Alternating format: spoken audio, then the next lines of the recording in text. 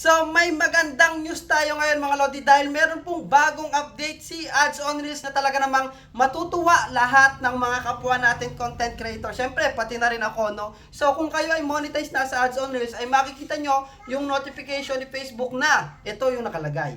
Because you've consistently uploaded original, engaging Reels, you're currently getting a boost to your Ads on Reels earnings rate. Ibig sabihin po mga Lodi, no, dahil daw tayo is consistently na nag-upload ng mga original engaging Reels, no, ay bibigyan po tayo ng boost sa earnings sa ating Reels. Ibig sabihin, maaaring tumaas ang earnings po natin mga Lodi sa ating mga Reels video. Kaya naman sipagan pa nating mag-upload ng mga original at consistent tayo mag-upload mga Lodi dahil hindi natin alam, baka medyo maganda ang maging bigayan dito ngayon dahil dito sa bagong update ni Facebook na to. Kaya kung ako sa iyo mga Lodi, no, sipagan mong mag-upload ng original content. So ito talaga mga Lodi, no, yung advantage ng mga nag-upload ng kanilang original content consistently. Okay? So sad to say mga Lodi, no, maaaring hindi kasama dito yung mga kumukuha lamang ng video ng iba tapos nire-upload, no, which is considered as an original content. Kaya naman mga Lodi, sipagan mo lang mag-upload. Pero syempre,